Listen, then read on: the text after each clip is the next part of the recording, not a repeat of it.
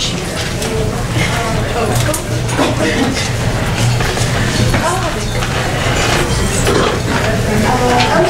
what I decided to do was, instead of doing a compare and contrast with same businesses, try to give you an overview of different types of businesses and how they're using the social space. So because of the time constraint, and I don't want Marilyn popping my hands if I go over, I'm just going to narrow down the 3 platforms to Twitter, Facebook, and LinkedIn. Fair enough? Okay. You can ask me anything afterward, but I'm going to stick in these 3 lanes for right now. The first platform I'd like to talk about is Twitter, and I'm going to use Carolina Business Connection and WRAL as the profile. Is most of the room familiar with Twitter? Yeah. Okay, good. All right. Carolina Business Connection, if you're not familiar with them, is an online portal where you can upload media announcements and press releases for the local Raleigh-Durham market. And how they use Twitter is to take information that has been uploaded to their system, and then they broadcast it through their Twitter stream. It's what I like to call local news and local people, because they take it one step further by actually having dialogue with locals who have news to share. They follow both people and resources on the Twitter stream, in contrast to WRAL. WRAL, you know, that's one of our popular news stations here. They choose a different way to use Twitter. They use it to broadcast news, and they have very little interaction, even if it's local people that they're highlighting in the stream. So it's really difficult to kind of say we're going to compare the two. It's how the 2 organizations have chosen to use the space differently. Does that make sense? Mm-hmm. One of the questions that I get asked frequently is, how am I supposed to use Twitter or supposed to use Facebook? And I really cringe when I get that question, because it's not for me to decide how you're supposed to use it. It's really based on how you want to play in that space. I need to get closer to what? All right, let's take a look at Facebook. 2 organizations that I'd like to profile for this are Pretty in Pink Foundation and Dunkin' Donuts. And a dear friend of mine, Deirdre Reed over here, knows that I am an avid Dunkin' Donut freak. And if you're friends with me on Facebook, you know I recently uploaded a picture of a 4-leaf clover made by munchkins that were stuck together that my son and I thought was hysterically funny. But for those of you who are not familiar with Pretty in Pink Foundation, they are a client of Yellowwood, the firm in which I own. And Pretty in Pink and Dunkin' Donuts use the same platform, fan pages, which Eileen will go into more detail about, but they use them in 2 entirely different ways. The biggest issue for me about the way Pretty in Pink uses their fan pages is that it is a completely pull strategy, meaning I did not set up a Facebook fan page for them and then tell all my friends that they had to become fans of this page. It is a true pull strategy in that I created the fan page for them, and all I did was say I fanned it.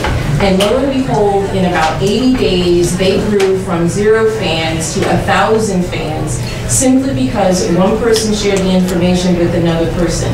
Not one person from the Yellowwood team said specifically, I want you to fan this.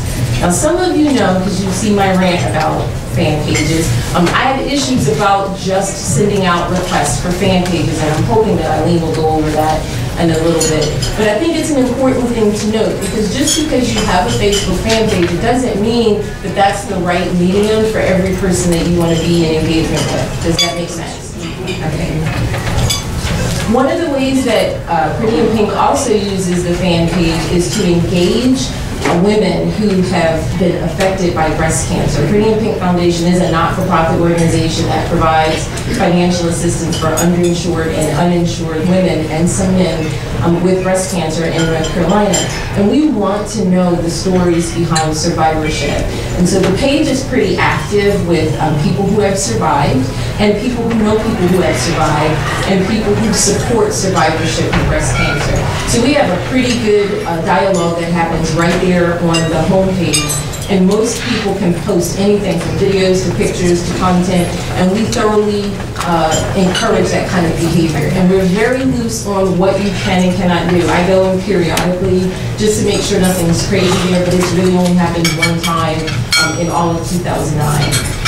Dunkin' Donuts has a little bit of a different philosophy in how they use their fan page. Despite the fact that I am a big Dunkin' Donuts person, I do not consider myself a fanatic. If you've been to the Dunkin' Donuts fan page, those people are fanatical about Dunkin' Donuts. With more than 1 million followers, there is everything you can possibly imagine.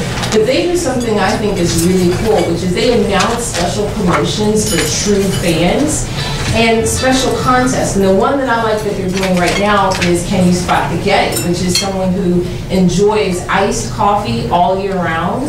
And if you are drinking iced coffee in the winter and you have a winter extreme picture, like you're in 6 inches of snow with your hat and your gloves and you're drinking an iced coffee, they want to know, because you can win free coffee, you can win some social swag on their website. So I think that is a really fun, lighthearted way to encourage that type of fan behavior.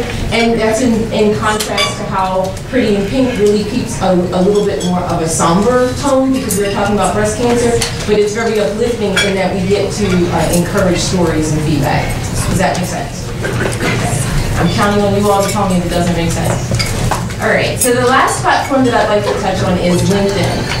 And for this example, I'm going to use myself, and I'm also going to use a very good friend of mine. His name is Chuck Hester. Is there anyone out there that doesn't know who Chuck Hester is?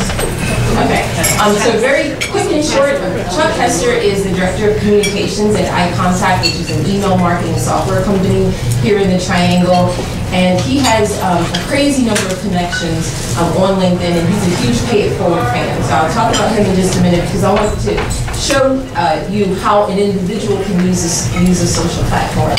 On my LinkedIn page, what you see is what you get. I am not going to go much further on my LinkedIn page than what I have. And I really posture that page to focus on what I do. If you want to know who I am, if you want to get to know me, if you're on my Facebook page or my Twitter page, you probably know more than you really want to know about me and the stuff that goes on in my crazy house, because I do have 2 generational-wise people living in my house. And I'm growing older by the day with the fact that they're there. But I don't use my LinkedIn page to share personal things about what's happening in my life. I don't share my suggested reading because sometimes as a strategist, me making a suggested reading public like that can be as an implicit endorsement. So I'm very conscientious about what I show on the page. But I do use the status feature. Are most of you familiar with the status feature on LinkedIn? In the lower left-hand corner, I use my status feature to blend what I call work-life stuff. So you might find out on my status that I'm going on vacation, which that's how a lot of people found out about my anniversary. And that's how some people found out about what happened with my grandmother as a result of me not being able to take advantage of a trip for my anniversary. But I also use my status to update about a recent interview that I did with Fox News. And so my thing about my LinkedIn space is if you check my status, which I do update regularly, you'll find out a little bit about my world. And if that piques your interest, you'll find other ways to engage me. So I use my LinkedIn page as a pull strategy only. I do not use it to push out information about what's going on in my world. Does that make sense? Now, Chuck, on the other hand, Chuck has over 500 connections, and he thoroughly uses his LinkedIn page as a power networking tool. He's all about relationship management, and it's demonstrative in the number of connections that he has. But he also has something that I think is really fascinating, which is a contact philosophy. And it's pretty lengthy, actually. And basically what he spells out is, if you're just there to connect with him because he has a lot of connections, bye-bye, he's not going to connect with you.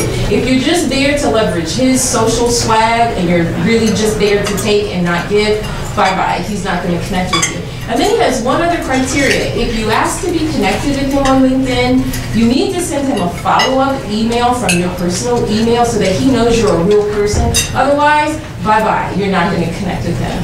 So I thought that was just really interesting. I keep mine on business. He has everything on his LinkedIn profile. His trips, how many miles he's traveled on his trips, stuff he's reading, his blog, just about everything you want to know about Chuck is smack there. And that's what he